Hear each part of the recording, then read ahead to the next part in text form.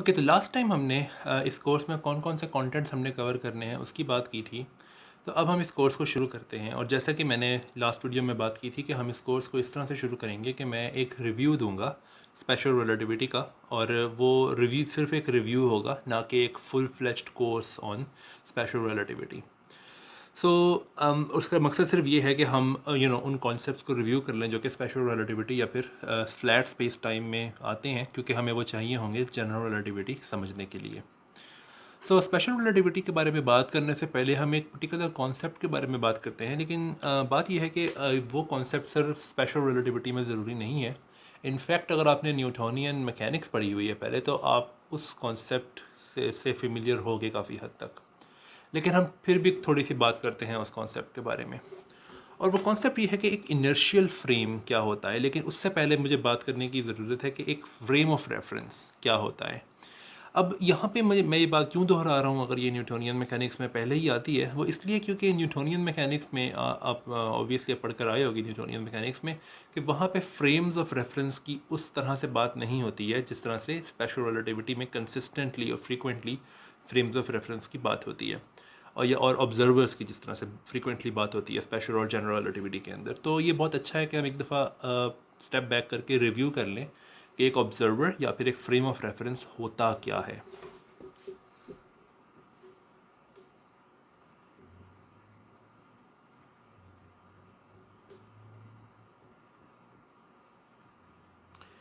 तो ये दोनों जो हैं ये इंटरचेंजेबल हैं, क्वांटिटी ये दोनों की दोनों जो अल्फाज हैं, दोनों टर्म्स जो हैं इंटरचेंजेबल हैं।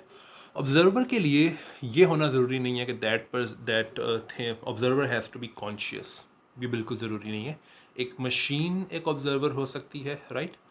कोई भी मेजरिंग डिवाइस एक ऑब्जर्वर हो सकती है, लेकिन उसके लिए स्पेशल रिलेटिविटी के कॉन्टेक्स्ट में उसके लिए कुछ रिक्वायरमेंट्स पूरी करना ज़रूरी है। तो एक ऑब्जर्वर दरअसल एक सिस्टम ऑफ मेजरमेंट्स है। सो फॉर एग्जांपल एक ऑब्जर्वर दरअसल इस तरह से हो सकता है,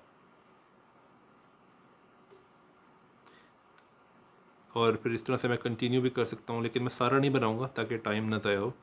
लेकिन आप देख सकते हैं कि मैं कर क्या रहा हूँ। मैं एक सिस्टम ऑफ रॉड्स बना रहा हूँ।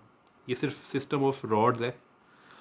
इन रॉड्स के सिस्टम से मैं क्या करूँगा कि मैं किसी भी पॉइंट को एक कोऑर्डिनेट असाइन कर सकता हूँ, और ऑब्वियसली ये एक्सटेंड करता है इस डायरेक्शन में भी, इस डायरेक्शन में भी, इस डायरेक्शन में भी, इस डायरेक्शन में भी, इस डायरेक्शन में भी, एंड सो ऑन। तो मेरे पास कोई भी ऐसा सिस्टम हो जिससे मैं हर पॉइंट ऑफ स्पेस को एक कोऑर्डिनेट असाइन कर सकूं, तो हम उस तरफ जा रहे हैं जिस तरफ एक ऑब्जर्वर को होना चाहिए। लेकिन इसमें एक और रिक्वायरमेंट ज़रूरी है, और वो ये है कि हर पॉइंट पर जो मैंने यहाँ पे बनाई है क्लॉक भी होनी चाहिए एक। क्यों? वो इसलिए क्योंकि हमने कोई भी ऐसा इवेंट जो कि उस पॉइंट पे हो उसका टाइम नोट करना है। तो फॉर एग्जांपल अगर कोई इवेंट जो है वो इस पॉइंट पे होता है, राइट, तो ऑब्जर्वर को इस इवेंट का कोऑर्डिनेट पता होना चाहिए, और उसको ये पता होना चाहिए कि ये किस टाइम पर हुआ है। तो ये तभी हो सकता है अगर इस पॉइंट पे कोई मेजरिंग स्टिक मौजूद होगी, राइट, और या फिर कोई भी तरीका लेंथ फाइंड करने का और टाइम फाइंड करने का भी कोई तरीका मौजूद होगा। अब यहाँ पे थोड़ी एक चीज़ मिसलीडिंग लग सकती है। हो सकता है कि आपको लगे कि जो पॉइंट्स बीच में हैं, फॉर एग्जांपल जो पॉइंट यहाँ पे है या यहाँ पे है या यहाँ पे है या यहाँ पे है, यहाँ पे हम कोऑर्डिनेट साइन या टाइम मेजर नहीं कर सकते क्योंकि यहाँ पे तो क्लॉक नहीं होगी। वेल, क्लॉक हर पॉइंट पे है, राइट। मैं सिर्फ बना नहीं सकता उसको, कि मैं ये दिखा नहीं सकता आपको कि हर पॉइंट पे क्लॉक है, लेकिन आप ये समझ सकते हो कि हर पॉइंट ऑफ स्पेस पे एक क्लॉक मौजूद है, या कोई भी तरीका टाइम फाइंड करने का वहाँ पे मौजूद है, राइट। और दूसरी बात यह कि ये तमाम क्लॉक्स जो हैं ये सिंक्रोनाइज्ड होनी चाहिए, राइट। तो आई एम श्योर कि अगर आपने स्पेशल रिलेटिविटी पहले पढ़ी हुई है तो आपको पता है इसका मतलब क्या है। क्लॉक्स के सिंक्रोनाइज होने का मतलब ये है कि आई थिंक सेल्फ एक्सप्लेनेटरी है कि तमाम क्लॉक्स जो हैं वो सेम टाइम दिखाती हैं एट अ सिंगल मोमेंट, और उनको पहले से सिंक्रोनाइज करके रखा गया है, राइट। सो आप ये कह सकते हैं कि ऑब्जर्वर जो है वो एक सिस्टम है जिसमें आप किसी भी पॉइंट का कोऑर्डिनेट मेजर कर सकते हो, और किसी भी पॉइंट किसी भी इवेंट का टाइम कोऑर्डिनेट मेजर कर सकते हो, राइट। सो जिस पॉइंट पे भी टाइम होगा वहाँ पे सबसे नियरेस्ट क्लॉक जो होगी वो दरअसल उस इवेंट का टाइम जो है वो रिकॉर्ड करेगी। ये मिसअंडरस्टैंडिंग कई दफ़ा मैं देखता हूँ स्टूडेंट्स के अंदर, कि वो समझते हैं कि ऑब्जर्वर एक सिंगल पर्सन है, फॉर एग्जांपल एक पर सिंगल पर्सन है जो कि एक सिंगल पॉइंट ऑफ स्पेस पे है और वो हर इवेंट का टाइम जो है वो रिकॉर्ड कर रहा है या कर रही है। ये पिक्चर गलत है, बिकॉज अगर एक इवेंट किसी टाइम पे हुआ है तो उसकी इन्फॉर्मेशन उस पर्सन तक पहुंचते हुए टाइम लगेगा, लेकिन उस ऑब्जर्वर को ये नहीं पता कि वो इवेंट कितनी दूर हुआ है। अगर उसको पता हो तो फिर वो उस टाइम के लिए करेक्ट कर सकता है या कर सकती है, राइट। लेकिन ये पिक्चर मैं फिर कह रहा हूँ ये सही नहीं है। एक ऑब्जर्वर का मतलब एक सिंगल पर्सन नहीं होता, बल्कि एक सिस्टम ऑफ मेजरिंग स्टिक्स और क्लॉक्स होते हैं, right. Okay, so I hope कि ये थोड़ा सा जो मैंने बात की है ऑब्जर्वर के बारे में, दैट्स एनफ। लेकिन अगर कोई क्वेश्चन है तो you can tell me in the comments. Okay, अगला क्वेश्चन ये है कि what is an inertial observer. तो ये क्वेश्चन जो है ये बहुत इंटरेस्टिंग है और आई थिंक इससे रिलेटेड कई सारे क्वेश्चंस हैं जिनके अंदर हम जा सकते हैं, लेकिन हम वहाँ पे जाएंगे नहीं। तो इनर्शियल ऑब्जर्वर जो है ये एक ऐसा कॉन्सेप्ट है जो कि आप न्यूटोनियन मैकेनिक्स में भी पढ़ते हो, राइट। सो सबसे पहले तो हम बात करते हैं न्यूटन्स फर्स्ट लॉ की। तो न्यूटन्स फर्स्ट लॉ ये है कि एक इनर्शियल रेफरेंस फ्रेम में अगर एक पर्टिकुलर बॉडी पे कोई फोर्स नहीं लग रही तो उसकी एक्सेलरेशन ज़ीरो है, राइट। ये दरअसल न्यूटन्स फर्स्ट लॉ है। अब कुछ लोगों को लगता है कि दरअसल न्यूटन्स फर्स्ट लॉ जो है वो न्यूटन सेकंड लॉ का एक स्पेशल केस है, राइट। क्योंकि न्यूटन सेकंड लॉ ये कहता है कि एफ अगर फोर्स जो लग रही है किसी बॉडी पे वो एफ है, तो जो एक्सेलरेशन प्रोड्यूस होगी उस बॉडी में वो दरअसल रिलेटेड है उस फोर्स से, और फोर्स जो है वो दरअसल मैस टाइम्स एक्सेलरेशन है। और फिर लोग कहते हैं ओ अगर इसमें आप एक्सेलरेशन को ज़ीरो पुट करो, अगर आप इसमें फोर्स को ज़ीरो पुट करो तो एक्सेलरेशन ज़ीरो आएगी obviously. But Newton's first law जो है वो ज़्यादा डीप है, इससे ज़्यादा डीप है, क्योंकि वो दरअसल डिफ़ाइन कर रहा है न्यूटन्स फर्स्ट लॉ कि कौन से रेफरेंस फ्रेम्स ऐसे हैं जिसके अंदर न्यूटन सेकंड लॉ ठीक है। तो न्यूटन्स फर्स्ट लॉ मैं दोबारा बताऊं कि कहता है कि ऐसे फ्रेम्स जिनके अंदर अगर कोई फोर्स नहीं लग रही है एक बॉडी पे तो एक्सेलरेशन भी ज़ीरो हो, उन फ्रेम्स में न्यूटन सेकंड लॉ ठीक है। तो ऐसे फ्रेम्स को हम इनर्शियल रेफरेंस फ्रेम्स कहते हैं, राइट। अब अभी क्वेश्चन पूछ सकते हो कि वेट, इनर्शियल रेफरेंस फ्रेम्स जो है क्या वो न्यूटन फर्स्ट लॉ से डिफाइन होते हैं? वेल आई थिंक यस, क्योंकि ऐसा कई दफ़ा ऐसी बहुत सारी कोशिशें हुई हैं कि हम इनर्शियल रेफरेंस फ्रेम को किसी और तरीके से डिफ़ाइन कर सकें, और आई थिंक उनमें से कोई भी अप्रोच अभी तक सेटिस्फैक्ट्री अप्रोच नहीं है। तो कई लोग इनर्शियल रेफरेंस फ्रेम्स को इस तरह से डिफ़ाइन करते हैं कि ऐसा फ्रेम जो कि एक्सेलरेट नहीं कर रहा, बट एक्सेलरेट नहीं कर रहा विद रिस्पेक्ट टू व्हाट। तो वो लोग कहेंगे कि with respect to another inertial reference frame, right. तो इस डेफिनेशन के लिए यू नीड टू नो कि इनर्शियल रेफरेंस फ्रेम पहले से क्या है। तो you can not define inertial reference frame in terms of inertial reference frame. तो कुछ लोगों ने इसके बारे में ये बात भी की है कि इनर्शियल रेफरेंस फ्रेम दरअसल ऐसे फ्रेम्स होते हैं जो कि डिस्टेंट स्टार्स के रिलेटिव एक्सेलरेट ना कर रहे हों, बिकॉज डिस्टेंट स्टार्स जो है ऐसा लगता है उनके बारे में कि वो स्टेशनरी हैं, वो ज़्यादा मूव नहीं कर रहे, जो कि गलत है, स्टेशनरी तो वो नहीं है, लेकिन ये एक वर्किंग डेफिनेशन कई लोग यूज़ करते हैं। सो मैं सिर्फ इनर्शियल रेफरेंस फ्रेम की डेफिनेशन या इनर्शियल ऑब्जर्वर मैंने यहाँ लिखा है, इनर्शियल ऑब्जर्वर की डेफिनेशन ये लूँगा कि a frame in which Newton's first law is true.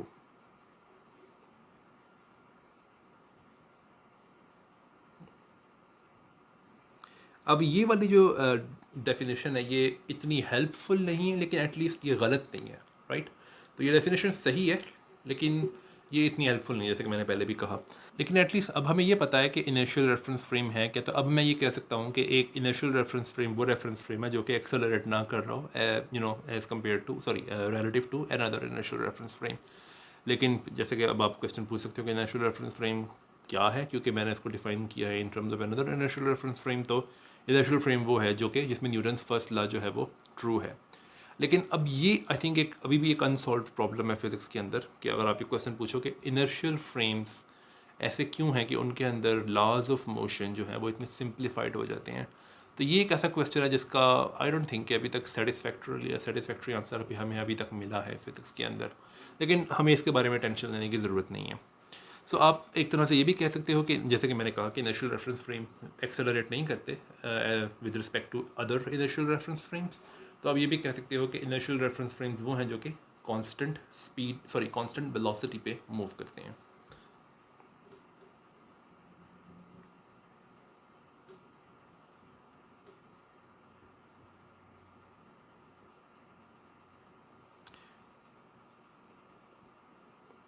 Okay, तो हमने अभी तक दो मेजर क्वेश्चंस को एड्रेस कर दिया है, और जैसा कि मैंने पहले कहा कि ये सिर्फ एक रिव्यू है, मैं बहुत डिटेल में नहीं जा रहा हूँ, राइट। तो हमने अभी तक ये देखा है कि एक रेफरेंस फ्रेम क्या होता है, और हमने ये देखा है कि एक इनर्शियल रेफरेंस फ्रेम क्या होता है, और नॉन इनर्शियल रेफरेंस फ्रेम्स जो हैं उनकी बात करने की ज़रूरत नहीं है अभी, राइट, तो क्योंकि हम अभी स्पेशल रिलेटिविटी की बात कर रहे हैं। अब हम दरअसल एक और क्वेश्चन की तरफ बढ़ेंगे, और वो क्वेश्चन ये है कि हम स्पेशल रिलेटिविटी पे क्यों यकीन करते हैं, स्पेशल रिलेटिविटी की ज़रूरत क्यों पड़ी हमें, क्योंकि न्यूटोनियन मैकेनिक्स जो है वो 1687 में जब न्यूटन ने अपनी प्रिंसिपिया मैथमेटिका लिखी थी, उस वक्त से हमें पता थी।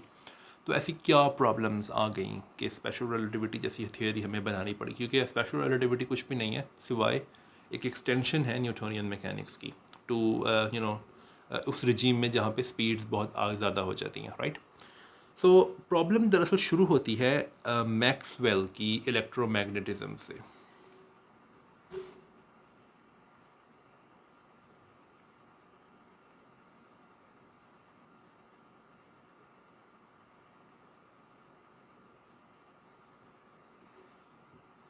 अब आई एम श्योर कि अगर आप ये स्पेशल रिलेटिविटी पे एक कोर्स ले रहे हो तो आपको पता होना चाहिए कि मैक्सवेल इक्वेशंस क्या हैं, क्योंकि मैं अभी लिखूंगा वो। लेकिन अगर आपको नहीं पता तो आप अभी सिर्फ ये मान लो कि मैक्सवेल इक्वेशंस वो हैं जो मैं लिखने लगा हूँ। सारी नहीं लिखूंगा, मैं सिर्फ दो लिखूंगा। लेकिन मैं सिर्फ आपको प्रॉब्लम बताना चाह रहा हूँ कि प्रॉब्लम क्या आती है वहाँ से, तो आपको पूरी की पूरी मैक्सवेल इक्वेशंस समझने की ज़रूरत नहीं है इसके लिए। लेकिन ये बेहतर होगा कि आप पहले जानते हो मैक्सवेल इक्वेशंस के बारे में। तो मैक्सवेल की दो इक्वेशंस हैं, वो दो इक्वेशंस, चार इक्वेशंस हैं वैसे, लेकिन मैं दो लिख रहा हूँ। वो दो इक्वेशंस ये हैं।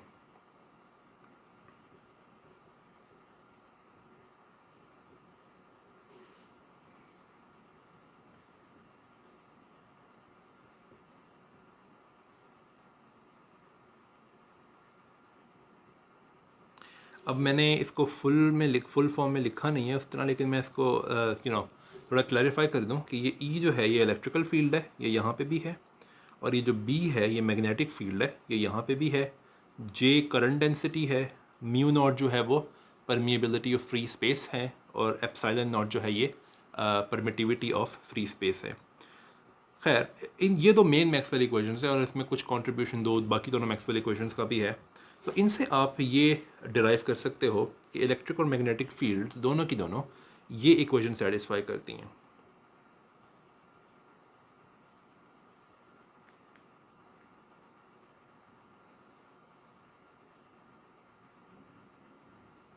और यही इक्वेशन जो है ये मैग्नेटिक फील्ड भी सेटिस्फाई करती है। बट हमें बहुत अच्छे से पता है, अगर आपने क्लासिकल मैकेनिक्स में थोड़ी सी भी वेव्स के बारे में पढ़ा हुआ है अगर, तो आपको पता होगा कि वेव जो हैं वो एक इक्वेशन सेटिस्फाई करती हैं जो कि कुछ इस तरह से होती है, जहाँ पे y जो है ये डिस्टर्बेंस है, राइट, कौन डिस्टर्बेंस, जो कि वेव दरअसल डिस्टर्बेंस होती है और कुछ भी नहीं होती। तो और ये जो नेबला है ये दरअसल लेप्लासियन ऑपरेटर है, राइट। ओके, अब होता ये, और ये v जो है ये क्या है, ये दरअसल v जो है ये स्पीड ऑफ द वेव है। ओके, सो अब आप देख सकते हो कि ये दोनों इक्वेशंस जो कि इलेक्ट्रिक फील्ड और मैग्नेटिक फील्ड सेटिस्फाई करते हैं, ये कितनी सिमिलर है वेव इक्वेशन के, जो कि मैंने नीचे लिखी है। और हो सकता है कि कोई मेरे पे एतराज़ करे, लेकिन मैं ज़रा और प्रिसाइसली कह दूँ, ये लीनियर वेव इक्वेशन है। नॉन लीनियर वर्जन्स भी हैं इसके, लेकिन मैं उसकी बात नहीं कर रहा हूँ अभी। सो अब लीनियर वेव इक्वेशन जो है वो बहुत ज़्यादा मैच करती है उन इक्वेशन से जो कि इलेक्ट्रिक और मैग्नेटिक फील्ड जो हैं वो सेटिस्फाई करती हैं। लेकिन मोस्ट इंपॉर्टेंट बात जो है यहाँ पे वो ये है कि अगर आप एक कोएफिशिएंट कंपेयर करो, राइट, तो वो इसके इक्वल आना चाहिए, और दोनों में ये कोएफिशिएंट सेम है। इसका मतलब है कि इलेक्ट्रिक और मैग्नेटिक फील्ड जो है ये उनकी जो वेव होगी उसकी स्पीड हम कैलकुलेट कर सकते हैं। तो 1/v² is epsilon not mu not. इसका मतलब ये है कि v is epsilon not mu not और स्क्वायर रूट। लेकिन हमें एप्सिलॉन नॉट और म्यू नॉट की वैल्यूज़ तो पता है, तो हम लिख सकते हैं 8.85 मल्टीप्लाई बाई 10⁻⁻12, और ऐसा यूनिट्स में जो भी है, मैं यूनिट्स नहीं लिख रहा हूँ अभी क्योंकि मैं सिर्फ लॉजिक बताना चाह रहा हूँ आपको। और म्यू नॉट जो है वो 4π मल्टीप्लाई बाई 10⁻⁻7 जो भी ऐसा यूनिट्स हैं, राइट। अब आप ये चेक कर सकते हो कि अगर आप ये वैल्यूज़ रखो तो v जो है ये ऑलमोस्ट 3 मल्टीप्लाई बाई 10⁸ मीटर पर सेकेंड आती है। थोड़ी सी कम आती है 2.99 something, but almost 3 multiply by 10 to the power 8 metre पर सेकेंड। ये जो स्पीड है ये काफ़ी टाइम से हमें पता थी। इनफैक्ट आई थिंक हमें 19th सेंचुरी का जो मिड था यानी कि 1850 उससे भी पहले, आई थिंक 1847 या शायद उससे भी पहले हमें ये स्पीड पता थी। और ये स्पीड दरअसल स्पीड ऑफ लाइट है, राइट। तो इसका मतलब दो बातें यहाँ से प्रूव होती हैं। पहली बात बल्कि अच्छी बात है, दूसरी बात प्रॉब्लमेटिक है। पहली बात तो ये कि इलेक्ट्रिक और मैग्नेटिक फील्ड जो हैं वो जिस वेव को डिस्क्राइब कर रही हैं वो वेव कुछ भी नहीं है सिवाय लाइट के, राइट। क्योंकि लाइट की स्पीड वही है जो कि इलेक्ट्रिक और मैग्नेटिक वेव्स की जो स्पीड है। दूसरी बात ये कि अगर ये स्पीड ऑफ लाइट है तो हम स्पीड ऑफ लाइट को डिनोट करते हैं स्मॉल c से। तो इसका मतलब ये है कि c इज़ इक्वल टू 1/ε0 μ0 और स्क्वायर रूट, राइट। जैसे कि मैंने अभी ऊपर फार्मूला लिखा था, मैंने बस v को c से रिप्लेस किया है। लेकिन ये बहुत प्रॉब्लमेटिक बात है अगर आप गौर से देखो तो। क्यों? वो इसलिए क्योंकि ε0 और μ0 जो हैं ये ऐसे कॉन्स्टेंट्स हैं जो कि आप लैब में मेजर कर सकते हो, और आप किसी भी इनर्शियल फ्रेम में हो आपको ये कॉन्स्टेंट्स जो हैं वो सेम वैल्यू देंगे। आप कोई भी एक्सपेरिमेंट अगर करो लैब के अंदर, फॉर एग्जांपल अगर आपके पास एक लैब है यहाँ पे और आप एक्सपेरिमेंट कर रहे हो ε0 और μ0 पता करने के लिए, उस लैब को मैं S कह देता हूँ। और सपोज करो एक दूसरी लैब है जो कि पहली लैब के रिलेटिव एक स्पीड से वेलोसिटी से मूव कर रही है एक डायरेक्शन में, उस लैब को मैं S प्राइम कह देता हूँ। इन दोनों लैब्स में अगर आप एक्सपेरिमेंट करो तो आपको ε0 और μ0 की सेम वैल्यूज़ मिलेंगी, कुछ डिफरेंस नहीं है। लेकिन इसका मतलब तो ये है कि चूँकि स्पीड ऑफ लाइट जो है वो ε0 और μ0 पे डिपेंड करती है, इसका मतलब तो ये है कि स्पीड ऑफ लाइट जो है वो सेम होनी चाहिए तमाम क्या करना चाहिए तमाम रेफरेंस फ्रेम्स में, तमाम इनर्शियल रेफरेंस फ्रेम्स में। लेकिन ये बहुत बड़ा मसला है। क्यों? वो इसलिए कि हमें न्यूटोनियन मैकेनिक्स से पता है कि अगर आपके पास दो रेफरेंस फ्रेम्स हैं, सपोज़ करो कि ये रेफरेंस फ्रेम S है और इसके अंदर कोई चीज़ अगर मूव कर रही है, उसकी स्पीड सपोज़ करो u है, और मैं सिर्फ x डायरेक्शन की बात कर रहा हूँ, ये x डायरेक्शन है। तो सपोज़ करो कि अगर एक दूसरा रेफरेंस फ्रेम है S प्राइम, तो वो इस चीज़ की, इसको मैं P कह देता हूँ, इस बॉल की P बॉल जो है, P की स्पीड वो क्या देखेगा, सपोज़ करो मैं इसको U प्राइम कह देता हूँ। तो वो U प्राइम क्या है, हम ये क्वेश्चन पूछ सकते हैं, बल्कि इसको मैं यहाँ लिख देता हूँ कि U प्राइम क्या है। वेल, स्पीड का मतलब क्या होता है? स्पीड का मतलब होता है distance travelled in a unit of time. तो अगर मैं ये कहता हूँ कि S के लिए P की स्पीड जो है वो U है, तो इसका मतलब ये है कि S ने ये देखा कि in a unit of time this ball travels the distance of U।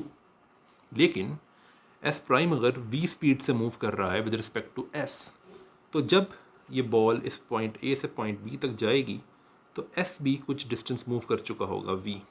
इसका मतलब ये है कि S कह रहा हूँ, S प्राइम भी कुछ डिस्टेंस मूव कर चुका होगा जो कि V है, क्योंकि इन अ यूनिट ऑफ टाइम में बात कर रहा हूँ मैं, क्योंकि स्पीड क्या है, distance travelled in a unit of time.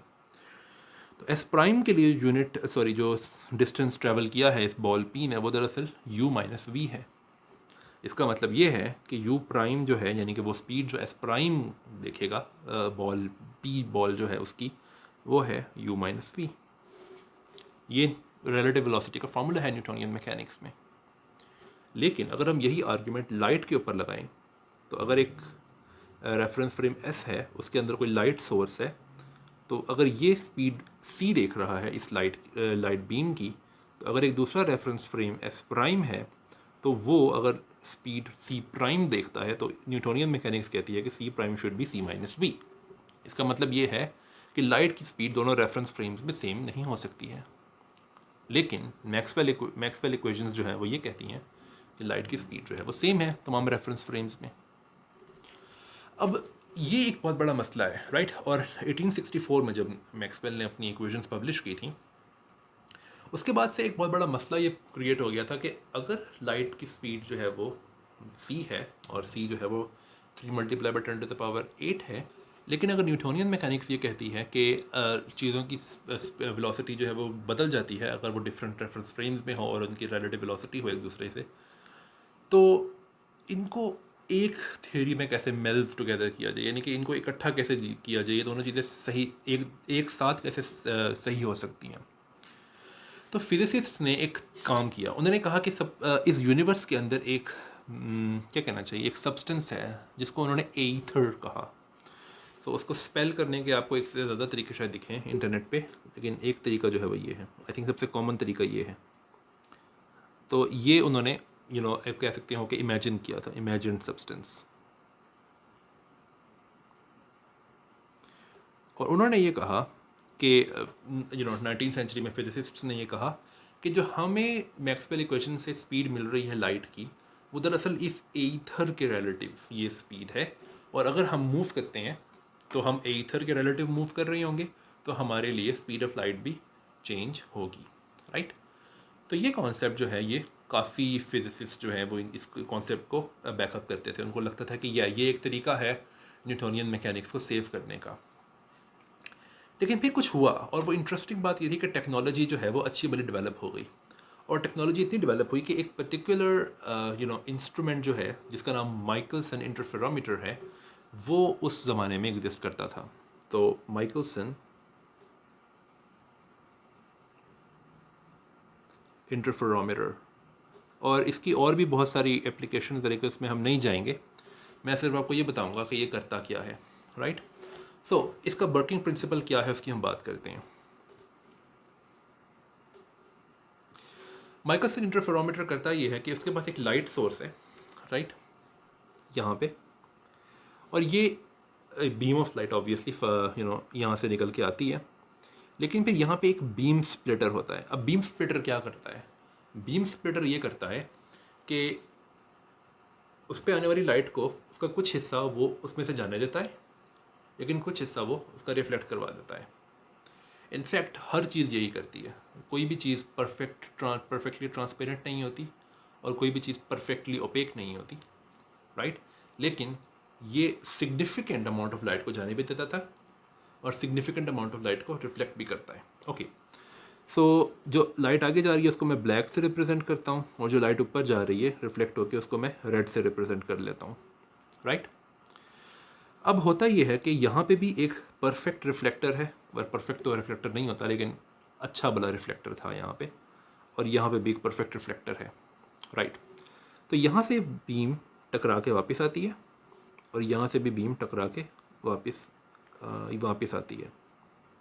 अब चूंकि ये एक बीम स्प्लिटर है, यहाँ पे ये बी एक बीम स्प्लिटर है, तो ये दोनों लाइट्स में ऐसा होगा कि कुछ हद तक रिफ्लेक्ट कर जाएगी लाइट, और कुछ हद तक आगे चली जाएगी। अब फॉर एग्जांपल ये ऊपर वाली जो लाइट है, ये वाली लाइट बीम जो है, इसमें कुछ हिस्सा इसका रिफ्लेक्ट करेगा, लेकिन हमें इसकी ज़रूरत नहीं है, हमें इसकी बात करने की ज़रूरत नहीं है, हमें सिर्फ उसकी बात करने की ज़रूरत है जो कि आगे जाएगी बीम यहाँ पे, राइट। और अगर मैं अब इस वाली लाइट बीम की बात करूँ, तो इसका भी कुछ हिस्सा जो है वो सामने चला जाएगा, लेकिन मैं उसकी बात नहीं करूँगा, मैं बात करूँगा सिर्फ उस हिस्से की जो कि रिफ्लेक्ट कर जाएगा। और मैं ये आपको बीम्स अलग अलग जगहों पे दिखा रहा हूँ, लेकिन ये उसी रास्ते से ऊपर जाएंगी जिसी रास्ते से नीचे आएंगी, राइट। लेकिन मैं दिखाने के लिए इनको अलग अलग बना रहा हूँ सिर्फ। फॉर एग्जांपल ये दोनों बीम्स जो हैं ये एक ही रास्ते में आ रही हैं, ओवरलैप कर रही हैं एक दूसरे को, लेकिन मैं इनको दिखाने के लिए सिर्फ अलग अलग दिखा रहा हूँ। एट दी एंड होगा कुछ यूँ कि यहाँ पे एक डिटेक्टर है, राइट। अब चूँकि मेरी ड्राइंग इतनी अच्छी नहीं है तो यहाँ पे शायद दिख ना रहा हो, लेकिन जितना डिस्टेंस बीम स्प्लिटर से इस रिफ्लेक्टर का है, उतना ही डिस्टेंस इस बीम स्प्लिटर से इस रिफ्लेक्टर का है। अब होता कुछ यूँ है कि अगर इनमें से कोई भी एक डिस्टेंस, चाहे हॉरिजॉन्टल डिस्टेंस या वर्टिकल डिस्टेंस, अगर चेंज हो तो उस चेंज को आप डिटेक्ट कर सकते हैं। कैसे कर सकते हैं? वो इस तरह से कर सकते हैं। अब मैं एज्यूम करूँगा कि आपको याद है लाइट की इंटरफेरेंस प्रॉपर्टीज़, राइट, क्योंकि अगर वो नहीं याद तो फिर ये स्पेशल रिलेटिविटी का कोर्स देखने की अभी ज़रूरत नहीं, पहले आप वो पढ़ के आओ, राइट। सो अब आप देख सकते हो कि दोनों बीम्स में जो उनके रास्ते थे उनका लेंथ सेम है, राइट। तो अगर मैं पहली वाली बीम की बात करूँ तो उसका रास्ता कुछ यूँ है कि ये यहाँ से गई, ऊपर गई, वापस आ गई यूँ, ओके। अब मैं बात करता हूँ दूसरे बीम के रास्ते की, तो वो ये गई, वापस आई, और यूँ। और चूँकि दोनों लेंथ सेम है, हॉरिजॉन्टल और वर्टिकल, एल और एल, तो इसका मतलब है कि दोनों का पाथ लेंथ सेम है। लेकिन अगर कोई एक लेंथ चेंज हो जाए, यानी कि फॉर एग्जांपल ये वाली लेंथ जो है अगर ये बढ़ जाए, इतनी हो जाए या कम हो जाए, तो हम देख सकते हैं कि फिर दोनों की दोनों बीम्स जो हैं उनकी पाथ लेंथ सेम नहीं होगी, किसी एक की पाथ लेंथ चेंज हो जाएगी। तो ये हम डिटेक्ट कैसे कर सकते हैं? वेल, इस तरह से कि जब पाथ लेंथ सेम है तो इन दोनों बीम्स में कोई भी फेज़ डिफरेंस नहीं है, राइट?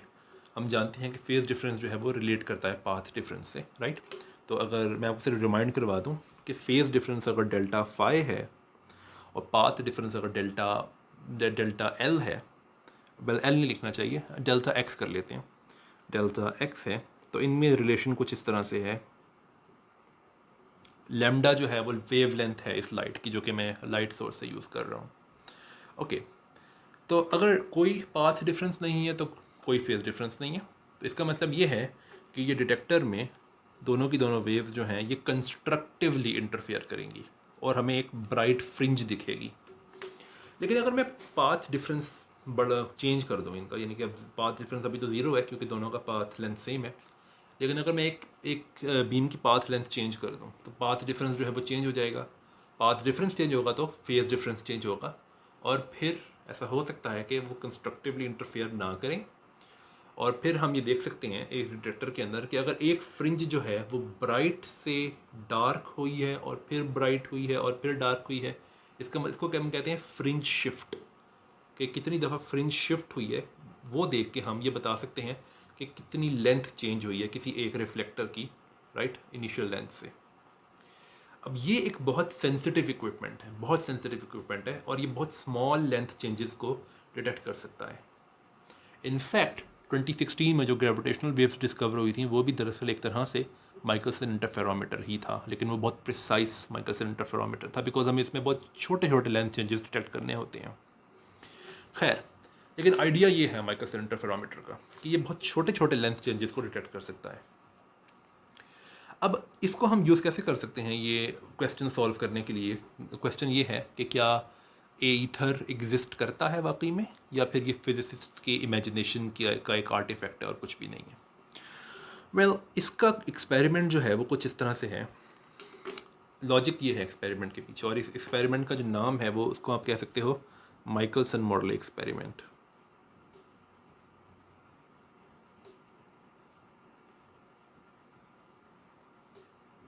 ओके, तो एक्सपेरिमेंट की लॉजिक कुछ इस तरह से है कि सपोज करो कि अगर ए ईथर एग्जिस्ट करता है, तो ईथर पूरे यूनिवर्स के अंदर है। ये फिजिसिस्ट ने जो ईथर पे एक रिक्वायरमेंट लगाई थी, वो उनमें से एक रिक्वायरमेंट ये भी थी कि it has to exist in the whole universe, because अगर किसी पार्ट ऑफ द यूनिवर्स में एग्जिस्ट नहीं करता है तो फिर वहाँ पे लाइट की स्पीड होने का क्या मतलब है, सी होने का क्या मतलब है?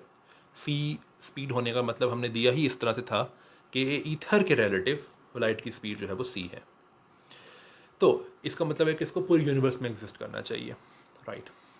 अब अगर अर्थ मूव कर रही है तो वो ईथर में से मूव कर रही है, और चूंकि हम अर्थ पे रहते हैं तो इसका मतलब है कि हम ईथर में से मूव कर रहे हैं। अब हमारे एक्सपेरिमेंटल इक्विपमेंट जो है वो भी ईथर में से मूव कर रहे हैं, राइट?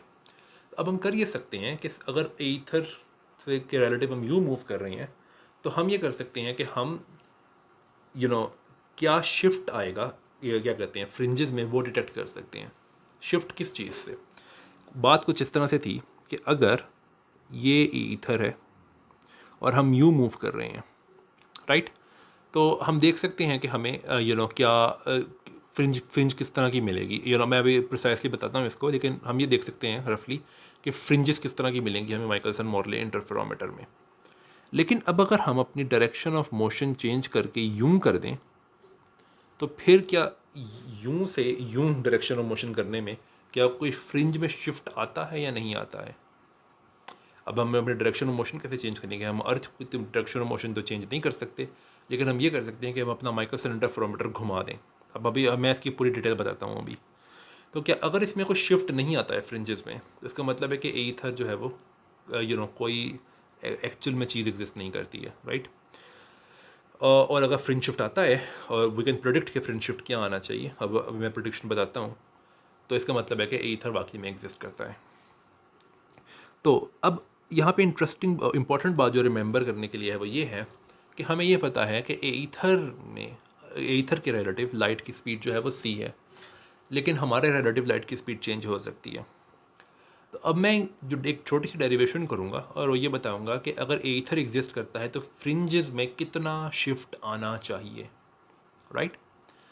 लेकिन मैं वो सारे का सारा एक्सपेरिमेंट देखूंगा ईथर के ईथर के रेफरेंस फ्रेम में, क्योंकि हमें ये पता है कि ईथर के रेफरेंस फ्रेम में लाइट की स्पीड हमेशा c है, राइट।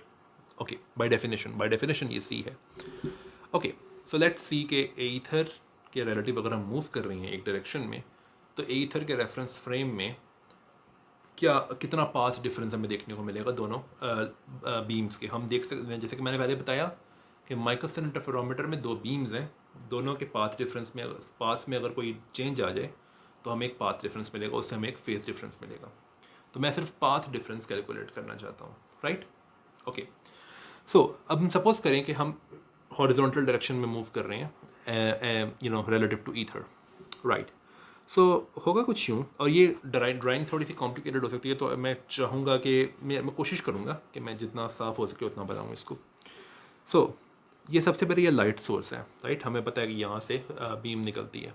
ओके, यहाँ से जब लाइट निकलती है तो वो बीम स्प्लिटर पे यहाँ पहुँचती है। Okay, no problem. अब हमें पता है कि अगर हम अपने रेफरेंस फ्रेम में देखें, अभी मैं सब कुछ देख रहा हूँ ईथर के रेफरेंस फ्रेम में, लेकिन माइकलसन लैब रेफरेंस फ्रेम में, माइकलसन इंटरफेरोमीटर जहाँ पड़ा हुआ है, उसमें होता ही है कि बीम स्प्लिटर से एक बीम ऊपर जाती है, राइट।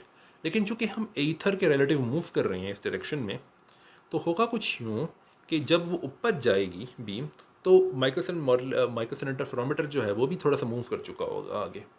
तो ईथर के रेफरेंस फ्रेम में कुछ यूँ होगा कि जो प्लेट होगी वो यहाँ पे होगी जब बीम उस तक पहुँचेगी, ऊपर वाला रिफ्लेक्टर, प्लेट कह रहा हूँ मैं, राइट। अच्छा, ठीक है। उसके बाद हमें पता है कि बीम टकरा के नीचे आती है माइकलसन इंटरफेरोमीटर में, लेकिन अगेन जब वो नीचे आएगी तो इंटरफेरोमीटर थोड़ा और आगे जा चुका होगा ईथर के रेफरेंस फ्रेम में। सो वो जब नीचे आएगा तो ये यहाँ पे होगा, यानी कि ये चीज़ जो है ये यहाँ जा चुकी होगी, बल्कि इसको मैं डॉटेड लाइन से बना देता हूँ, राइट। ओके, हमें ये भी पता है कि ये वाली बीम जो है ये फिर नीचे डिटेक्टर में जाती है, लेकिन अगेन डिटेक्टर थोड़ा आगे मूव कर चुका होगा। तो सपोज़ करो कि डिटेक्टर जो है वो यहाँ मूव कर जाता है नीचे की तरफ। ओके, तो ये पहली बीम का पाथ है सारे का सारा। ओके, अब हम बात करते हैं दूसरी बीम की। दूसरी बीम भी यहीं से निकलती है, ओके, लेकिन ये फिर आगे जाती है, राइट। तो अब हमें ये पता है कि ये बीम आगे जाके, जैसे कि मैं अगर पहले दिखाऊं आपको, तो ये बीम जिसकी मैं बात कर रहा हूँ ये आगे जाके इस रिफ्लेक्टर पे लगती है। लेकिन अगेन जब ये बीम जा रही होगी तो वो रिफ्लेक्टर थोड़ा आगे मूव कर चुका होगा। तो रिफ्लेक्टर थोड़ा सा आगे मूव कर चुका होगा अगर, तो मैं इसको थोड़ा सा और आगे ले जाता हूँ, तो ये है रिफ्लेक्टर की पोजीशन जब बीम जाके इसको हिट करती है। अच्छा, अब यहाँ पे ज़रा केयरफुली हमने बात करनी है। अब जब बीम वापस आएगी तो ये जो बीम स्प्लिटर है वो बीम की तरफ मूव कर रहा होगा, क्योंकि पहले बीम जा रही थी इस तरफ, रिफ्लेक्टर पर रिफ्लेक्ट किया उसने। अब जब वो वापस आ रही है तो बीम स्प्लिटर उसके पास आ रहा है, राइट। तो बीम स्प्लिटर जब उसके पास आएगा तो वो यहाँ पे लगेगा आके। लेकिन अब आप एक क्वेश्चन पूछ सकते हो, ये बहुत ज़रूरी क्वेश्चन है। मैंने ये देखा है कि जब ये वाली बीम एक मिनट, ये वाली बीम जो है ये जब वापस आ रही है तो ये उसी टाइम पे वापस आके लगी है बीम स्प्लिटर पे जब ये वाली रे आके लगी थी बीम स्प्लिटर को। तो ये मुझे कैसे पता है? वेल, ये मुझे इसलिए पता है क्योंकि मैं यहाँ पे देख सकता हूँ कि ये दोनों की दोनों बीम्स जो हैं, यानी कि ये वाली बीम और ये वाली बीम, ये मैंने दिखाने के लिए अलग अलग बनाई थी, लेकिन ये एक ही टाइम पे आके लगती हैं वापस, राइट। तो इसका मतलब है कि ईथर के रेफरेंस फ्रेम में भी इनको एक ही टाइम फ्रेम में एक ही टाइम पे आगे लगना चाहिए वापस। अगर आप में से कोई लोग रिलेटिविटी से क्या कहना चाहिए मुझे, फेमिलियर हैं, तो आपको शायद लग रहा हो कि ये हमेशा सही नहीं है, लेकिन अभी हम रिलेटिविटी को जानते भी नहीं हैं। अभी हम सिर्फ न्यूटोनियन मैकेनिक्स की बात कर रहे हैं, न्यूटोनियन रिजीम में बात कर रहे हैं। ओके, और उसके बाद ये बीम फिर आके वापस यहाँ पे, ये रेड वाली बीम जो है ये भी डिटेक्टर में चली जाएगी। ओके, तो अब हमने दोनों बीम्स का रास्ता बना लिया है। अब हम एक काम करते हैं, हमने काम क्या करना है कि हमने इनका पाथ डिफरेंस कैलकुलेट करना है। पाथ डिफरेंस कैलकुलेट करने का तरीका ये है कि आप इनका टाइम डिफरेंस कैलकुलेट कर लो, कि इन दोनों बीम्स को कितना टाइम लगा है ट्रैवल करने के लिए, और फिर उस टाइम को आप अगर सी से मल्टीप्लाई कर दो, क्योंकि हमें पता है कि हम ईथर के रेफरेंस फ्रेम में देख रहे हैं, और ईथर के रेफरेंस फ्रेम में लाइट की स्पीड जो है हमेशा सी होती है, तो अगर आप टाइम डिफरेंस को सी से मल्टीप्लाई करो तो आपको पाथ डिफरेंस मिल जाएगा। ओके, तो सबसे पहले हम बात करते हैं रेड बीम की, राइट। सो रेड बीम हम देख सकते हैं कि वो हॉरिजॉन्टली ट्रैवल करती है और उसके बाद डिटेक्टर में चली जाती है। तो सबसे पहले हम अगर रेड बीम की बात कर रहे हैं तो हम उसके दो डिफरेंट पार्ट्स की बात करेंगे उसके जर्नी के। तो सबसे पहला जो पार्ट है वो दरअसल स्टार्ट होता है यहाँ से और जाता है यहाँ तक। अब हमें याद रखने की ज़रूरत है कि ये जो पार्ट है, सपोज करें कि इस पार्ट को ट्रैवल करने के लिए बीम को लगा है जो टाइम वो है T1, ठीक है। सो T1 टाइम लगाया है इसको अगर पार करने के लिए। सबसे पहले हमें ये पता करने की ज़रूरत है कि इसका डिस्टेंस कितना है, कितना डिस्टेंस इसने ट्रैवल किया है ये इस पार्ट में। तो हमें पता है कि बीम स्प्लिटर और रिफ्लेक्टर में जो डिस्टेंस था इनिशियली वो L था, लेकिन चूँकि ये बीम अगर बीम स्प्लिटर से जा रही है रिफ्लेक्टर तक, तो उस टाइम में रिफ्लेक्टर भी कुछ आगे मूव कर चुका है। अच्छा, अब इससे आगे जाने से पहले मैं चूँकि ये सारे का सारा जो देख रहा हूँ सिनेरियो ये है ईथर के रेफरेंस फ्रेम में, तो मैं सपोज करूँगा कि ईथर के रेफरेंस फ्रेम में जो ये इंस्ट्रूमेंट मूव कर रहा है वो v स्पीड से मूव कर रहा है इस डायरेक्शन में, ठीक है। अच्छा, अब कितना आगे जाएगा रिफ्लेक्टर उस टाइम में जिस टाइम में बीम इस तक पहुंचती है? Well, distance is just speed multiply by time. तो अगर v स्पीड से मूव कर रहा है और T1 टाइम लगता है बीम को इस तक आने में, तो डिस्टेंस जो ट्रैवल करेगा रिफ्लेक्टर वो है v टाइम्स T1। लेकिन पहले भी तो L डिस्टेंस था, तो टोटल डिस्टेंस जो बीम ने ट्रैवल किया है वो है L plus v times T1। Okay, so L plus v times T1। अब ये डिस्टेंस चूँकि बीम ने ट्रैवल किया है और हम बात कर रहे हैं लाइट की बीम की, तो जो डिस्टेंस है वो दरअसल स्पीड मल्टीप्लाइड बाय टाइम है। तो स्पीड क्या है? c, क्योंकि हम बात कर रहे हैं ईथर के रेफरेंस फ्रेम में, और टाइम कितना लगा है? T1। सो इस c मल्टीप्लाई बाय T1। तो यहाँ से आप T1 के लिए सॉल्व कर सकते हो, बहुत आसान है। अब हम बात करते हैं दूसरे पार्ट की इस जर्नी के, और वो है ये वाला पार्ट। अब ये वाला पार्ट थोड़ा डिफरेंट है, क्योंकि हो ये रहा है कि अब रिफ्लेक्टर से बीम आ रही है बीम स्प्लिटर तक, लेकिन पहले वो यहाँ गई थी, अब वो टकरा के वापस आ रही है, लेकिन बीम स्प्लिटर तो यही जा रहा है, राइट। तो अगर L डिस्टेंस है इनिशियली बीम स्प्लिटर और रिफ्लेक्टर के दरमियान, तो बीम को टोटल L डिस्टेंस ट्रैवल करने की ज़रूरत नहीं है बीम स्प्लिटर तक पहुँचने के लिए, क्योंकि बीम स्प्लिटर इसकी तरफ आ रहा है। तो अगर डिस्टेंस L था तो उसमें से ये डिस्टेंस माइनस कर दो जो कि बीम स्प्लिटर ने कवर किया है, और चूँकि बीम स्प्लिटर की जो स्पीड है वो v है, और सपोज करो कि बीम को ये ट्रैवल करने में जो टाइम लगा है वो T2 है, तो जो डिस्टेंस बीम को एक्चुअली ट्रैवल करना पड़ेगा, अब मैं अगर यहाँ पे बना के दिखा सकूँ, अगर ये डिस्टेंस टोटल L है L, और यहाँ ये डिस्टेंस बीम स्प्लिटर ने कवर किया है जो कि v टाइम्स T2 है, तो ये डिस्टेंस क्या होगा? ये होगा L minus v times T2, simple, right. तो बीम स्प्लिटर ने बीम ने जो डिस्टेंस कवर किया है इस दूसरे पार्ट के अंदर वो है L minus v times T2, और अगेन बीम की स्पीड क्या है? c, टाइम कितना है? T2। तो ये this has to be c times T2। So T2 को भी आप इस तरह से कैलकुलेट कर सकते हो, राइट। तो अब आपके पास ये पता लग गया है आपको कि रेड बीम ने कितना डिस्टेंस ट्रैवल, कितना टाइम के लिए उसने ट्रैवल किया है।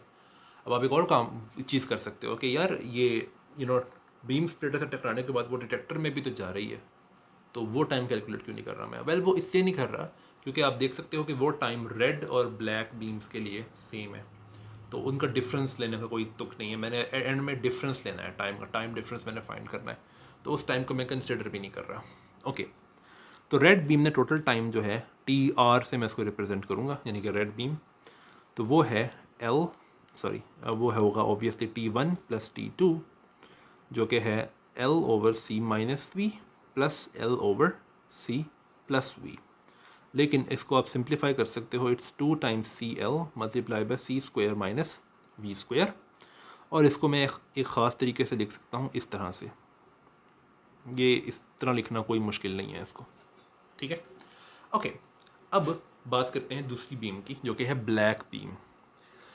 अब ब्लैक बीम जो है वो स्टार्ट होती है यहाँ से, स्टार्ट होती है यहाँ से और यहाँ तक जाती है ऊपर तक।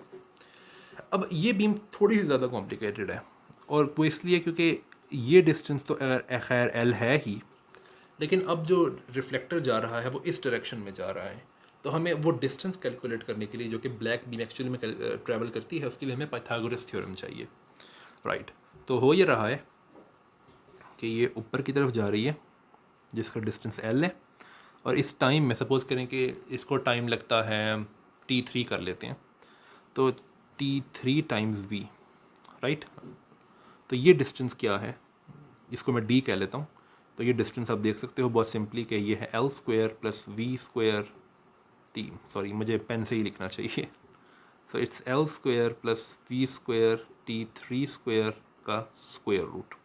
तो ये डिस्टेंस ट्रैवल किया है बीम ने, राइट। अब अगेन बीम की स्पीड है c और उसका टाइम है T3, राइट। तो मैं ये लिख सकता हूँ सिंपली कि कि जो डिस्टेंस है वो है L square plus C square plus V square T3 square का स्क्वायर रूट। ये डिस्टेंस जो है ये है c टाइम्स T3, बट इसमें भी आप T3 को आराम से सॉल्व कर सकते हो। आप दोनों साइड पे स्क्वायर ले सकते हो और आपके पास आएगा L over C square minus V square का स्क्वायर रूट, राइट। लेकिन ये सिर्फ ऊपर वाले जर्नी के लिए। लेकिन आप देख सकते हो कि ऊपर वाला जर्नी और नीचे वाला जर्नी जो है, नीचे वाला जर्नी जो है उसमें कोई ख़ास डिफरेंस है नहीं। ये है ऊपर वाला जर्नी और ये है नीचे वाला जर्नी, दोनों में डिस्टेंस सेम है। इसका मतलब ये है कि दोनों में टाइम भी सेम होगा। इसका मतलब है कि अगर हमें ये टोटल टाइम कैलकुलेट करना है जो कि ब्लैक बीम लेती है ट्रैवल करने के लिए, तो मुझे सिर्फ T3 को 2 से मल्टीप्लाई करना है और कुछ भी नहीं करना। तो TB यानी कि ब्लैक बीम, इस पर टोटल टाइम क्या होगा, वो होगा 2L over C square minus V square का स्क्वायर रूट। और इसको मैं लिख सकता हूँ 2L over C 1 minus V square over C square, लेकिन अब -1/2 पावर आएगी। सो मैं रिव्यू करता हूँ। रेड बीम का टोटल टाइम जो है वो है 2L over C 1 minus V square over C square -1, और TB जो है वो है 2L over C 1 minus V square over C square power -1/2। अब मैं एक क्वेश्चन पूछता हूँ, इन दोनों में से बड़ा टाइम कौन सा है? क्या हम गेस कर सकते हैं? वेल एक्चुअली बिल्कुल कर सकते हैं। वो इसलिए क्योंकि हम v क्या है, पहले तो हम ये क्वेश्चन पूछते हैं। v दरअसल स्पीड है जिससे हम मूव कर या अर्थ मूव कर रही है। हमें पता है कि अर्थ जो है वो लाइट से बहुत कम स्पीड से मूव करती है, राइट। तो इसका मतलब ये है कि v जो है वो बहुत छोटा है c से। इसका मतलब ये है कि v ओवर c जो है ये बहुत छोटा है 1 से, राइट। ओके, इसका मतलब ये है कि 1 minus v square over c square जो है ये छोटा है 1 से। ओके, अगर ये छोटा है 1 से तो इसका मतलब ये है कि अगर मैं इस नंबर का स्क्वायर रूट लूँ तो वो नंबर बड़ा होगा ना कि छोटा। फॉर एग्ज़ाम्पल 0.25 ये एक नंबर है जो कि 1 से छोटा है। अगर मैं इसका स्क्वायर रूट लूँ तो वो 0.5 है जो कि 0.25 से बड़ा है, राइट। तो ऐसे नंबर्स जो कि 1 से छोटे हों उनके स्क्वायर रूट बड़े होते हैं उन नंबर्स से। इसका मतलब ये है कि ये जो स्क्वायर रूट है ये वाला, ये चीज़ बड़ी है इससे, राइट। अब अभी हमें पता लग गया है कि ये जो फैक्टर है जो स्क्वायर रूट अभी सिर्फ अंदर है स्क्वायर रूट के, वो बड़ा है इससे। लेकिन हमें ये भी चीज़ देखने की ज़रूरत है कि ये डिवाइड हो रही हैं चीज़ें, यानी कि इसके उसके ऊपर पावर -1/2 है। तो अगर आप एक बड़ी नंबर से डिवाइड करो तो आपके पास आंसर असल में छोटा आएगा। अगर मैं इस TB को यूँ लिखूँ कि TB है 2L over C multiplied by 1 minus v square over C square का अंडर रूट, और TR जो है वो है 2L over C multiplied by 1 minus v square over C square. तो हमें ये पता है कि ये जो स्क्वायर रूट के अंदर है, ये वाला है स्क्वायर रूट जो है ये बड़ा है, लेकिन ये 1 ओवर दैट स्क्वायर रूट आ रहा है। तो इसका मतलब है कि ये 1 ओवर दिस स्क्वायर रूट जो है ये छोटा है क्योंकि ये बड़े नंबर से डिवाइड हो रहा है। इसका मतलब ये है कि एक्चुअली TB जो है वो छोटा है एज़ कम्पेयर टू TR, ठीक है। ओके, अब हम एक काम करते हैं कि हमने जो करना था स्टार्ट में कि हम टाइम डिफरेंस कैलकुलेट करते हैं। तो टाइम डिफरेंस को मैं डिनोट करूँगा डेल्टा T से, और डेल्टा T जो है वो TR माइनस TB है। तो मैंने TB माइनस TR क्यों नहीं किया, क्योंकि पहले मैंने ये डिसाइड किया है कि इनमें से बड़ा कौन सा है, और डेल्टा T कैलकुलेट करने के लिए मैं बड़े में से छोटा माइनस कर रहा हूँ, ना कि छोटे में से बड़ा। ओके, तो वो आता है 2L ओवर C, दोनों में कॉमन है, 1 minus v square over c square power -1 minus 1 minus v square over c square minus 1 over 2। अब हमने देखा है कि v square over c square जो है वो छोटा है 1 से, तो हम इन पे बाइनोमियल थ्योरम लगा सकते हैं। अगर मैं आपको याद कराऊँ तो बाइनोमियल थ्योरम ये है कि 1 प्लस एन एक्स, और फिर हायर पावर्स भी हैं लेकिन उनको मैं लिख नहीं रहा हूँ अभी, लेकिन ये सिर्फ तब काम करता है कि अगर delta x is much less than 1। ठीक है, तो हम इन दोनों फैक्टर्स पे बाइनोमियल थ्योरम लगा सकते हैं। हमें ये दिख रहा है कि 1 minus v square over c square power -1 जो है वो इक्वल है 1 plus v square over c square के। आगे भी होंगी टर्म्स लेकिन उनको मैं लिख नहीं रहा हूँ, राइट। ओके, और इसी तरीके से 1 minus v square over c square की पावर -1 ओवर 2 जो है वो होगी प्लस दिस थिंग। आगे मैं टर्म्स नहीं लिख रहा हूँ। तो अब अगर इनको मैं प्लग इन करूँ तो डेल्टा टी जो है वो कुछ यूँ बनता है कि 2l over c 1 plus v square over c square -1 minus this thing. तो 1 तो खैर कैंसिल हो जाता है और आंसर हमारे पास क्या आता है, आंसर ये है कि v square over 2 c square, 2 cancel हो जाता है, ठीक है, और आंसर आता है l times v square over c cube. तो ये डेल्टा टी है, लेकिन मुझे तो पाथ डिफरेंस फाइंड करना है क्योंकि फेज डिफरेंस जो है वो दरअसल रिलेटेड है पाथ डिफरेंस से। तो पाथ डिफरेंस कैसे फाइंड करेंगे? वेल सिंपल है, टाइम डिफरेंस हमारे पास है, उसको स्पीड से मल्टीप्लाई करो यानी कि c से, तो हमारे पास पाथ डिफरेंस आ जाएगा जिसको मैं डेल्टा x से रिप्रेजेंट कर लेता हूँ। तो path difference delta x is just c times delta t, तो ये बनता है l v square over c square. तो ये पाथ डिफरेंस है। अब अगर हमने ये देख लिया है कि अगर हम मूव कर रहे हैं एथर के रिलेटिव, तो हमारे पास एक पाथ डिफरेंस आता है दोनों बीम्स के लिए। लेकिन मैंने आपको ये बताया था कि हम अगर पाथ डिफरेंस आता है दोनों बीम्स के लिए तो हम उसको मेजर कर सकते हैं बिकॉज हमें फ्रिंजेस शिफ्ट होते हुए दिखेंगी। लेकिन एक और बात है, हम इसको और बेहतर कर सकते हैं क्योंकि जितनी ज़्यादा फ्रिंजेस शिफ्ट हों उतना बेहतर है क्योंकि उतना आसान होगा उसको मेजर करना। तो माइकलसन मॉर्ले ने यह किया था कि उन्होंने अपना एक्सपेरिमेंटल इक्विपमेंट घुमा दिया था पूरे का पूरा। तो उससे हुआ ये था कि अब दरअसल वो ऐसी रेफरेंस में रेफरेंस फ्रेम में है जिसमें एथर, अगर आप एथर के रेफरेंस फ्रेम में देखो तो कुछ यूँ होगा कि अब बीम स्प्लिटर यूँ है, ये ऊपर है, ये ठीक है, ये लेकिन ये आगे जा रहे हैं, लेकिन अब ये इस तरह मूव नहीं कर रहा एथर के रिलेटिव, बल्कि फॉर एग्जांपल इस तरह मूव करेगा कि वो ऊपर से नीचे यानी कि मूव करेगा यूँ, या फिर नीचे से ऊपर, जिस तरह आपने घुमाया उस पर डिपेंड करता है। तो उससे होगा कुछ यूँ कि अगर आप इन दोनों कॉन्फ़िगरेशंस में देखो तो जितना फ्रिंज शिफ्ट होना चाहिए वो दरअसल डबल हो जाएगा, राइट। तो अगर सिर्फ एक कॉन्फ़िगरेशन में हमें पाथ डिफरेंस यूँ मिल रहा है, राइट, तो अगर हमें अब हम देखें कि दूसरी कॉन्फ़िगरेशन में जो पाथ डिफरेंस आता है उसका डिफरेंस क्या है पहले वाले पाथ डिफरेंस से, तो वो कुछ भी नहीं है सिवाय इसके दुगने के, राइट। क्यों? वो इसलिए क्योंकि दोनों जो वो हैं बीम्स हैं उनके, सॉरी दोनों जो रिफ्लेक्टर्स हैं उनके रोल्स स्विच हो जाते हैं बिल्कुल। सो डेल्टा एक्स जो है वो बन जाएगा 2 टाइम्स डेल्टा एक्स, राइट, और वो किसके इक्वल है? 2l v square over c square के। अब ये दरअसल टोटल पाथ डिफरेंस है। अब अगर मुझे ये पता करना हो कि कितनी फ्रिंजेस शिफ्ट होती हैं, यानी कि अगर मैं एक फ्रिंज को देख रहा हूँ तो वो ब्राइट फ्रिंज से डार्क फ्रिंज होकर अगर दोबारा ब्राइट हो जाए तो ये एक फ्रिंज शिफ्ट है। तो एक ब्राइट फ्रिंज जो है वो हमें तब दिखेगी अगर कोई पाथ डिफरेंस नहीं होगा, यानी कि पाथ डिफरेंस 0 है। और फिर वो डार्क कब होगी? जब पाथ डिफरेंस हाफ वेवलेंथ के इक्वल हो जाएगा। और वो दोबारा ब्राइट कब होगी? जब पाथ डिफरेंस जो है वो 1 वेवलेंथ के इक्वल हो जाएगा। इसका मतलब है कि अगर 1 वेवलेंथ शिफ्ट आए पाथ डिफरेंस के अंदर तो एक दफ़ा फ्रिंज शिफ्ट होते हुए दिखती है। तो अगर आपको ये पता करना है कि कितनी दफ़ा फ्रिंज शिफ्ट हुई है तो आपको पाथ डिफरेंस को डिवाइड करना पड़ेगा वेवलेंथ से।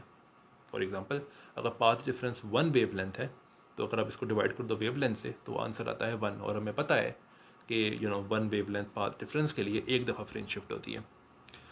तो अगर फ्रिंज शिफ्ट को मैं डिनोट करूँ n से तो वो इक्वल है 2l v square over c square, लेकिन डेल्टा भी आएगा साथ में इसके, ठीक है। तो ये दरअसल वो फार्मूला है जो कि हम टेस्ट कर सकते हैं एक्सपेरिमेंटली। ये फार्मूला किस चीज़ पे बेस्ड है कि अगर ईथर वाकई में कोई चीज़ है तो उसके रिलेटिव अगर हम मूव करें दो डिफरेंट डायरेक्शंस में, एक इस तरह फॉर एग्जांपल हॉरिजॉन्टल, और फिर अगर हम अपने तमाम एक्सपेरिमेंटल इक्विपमेंट को घुमा दें तो फिर उससे हमें एक और पाथ डिफरेंस मिलेगा। उनमें डिफरेंस, इन दोनों पाथ डिफरेंसेस में क्या डिफरेंस है वो आता है 2L² और फिर अगर हम इस पाथ डिफरेंस के कॉरिस्पॉन्डिंग फ्रिंज शिफ्ट क्या आएगा वो कैलकुलेट करें तो हमारे पास ये फार्मूला है। अब ये फ्रिंज शिफ्ट अगर एक्चुअल में होता है तो इसको हम मेजर कर सकते हैं। माइकलसन मॉर्ले भी मेजर कर सकते थे इसको, और if I am not wrong तो इसका उनकी जो ज़ाहिर है ये डिपेंड करता है कि किस स्पीड से आप मूव कर रहे हो, लेकिन वो स्पीड जो है वो डिपेंड करता है इस पर कि अर्थ कितनी तेज़ी से मूव कर रही है, और ये इस पर डिपेंड करता है कि आप वेवलेंथ कौन सी चूज़ कर रहे हो, क्योंकि इसमें नेबुला भी लैम्डा भी आ रहा है, और इस पर डिपेंड करता है कि आपका एल कितना बड़ा है, राइट। सो माइकलसन मॉर्ले एक्सपेरिमेंट के लिए ऑलमोस्ट 0.5 या उससे थोड़ा सा कम 0.4 या 0.45 था। तो इतनी फ्रिंज शिफ्ट, यानी 0.5 फ्रिंज शिफ्ट का क्या मतलब है कि एक फ्रिंज जो है अगर वो ब्राइट से डार्क हो जाए, राइट, तो इसका ये आधी फ्रिंज शिफ्ट है, क्योंकि एक फ्रिंज शिफ्ट का मतलब होता है ब्राइट से डार्क होगी दोबारा ब्राइट हो जाना, तो ये 1 फ्रिंज शिफ्ट है।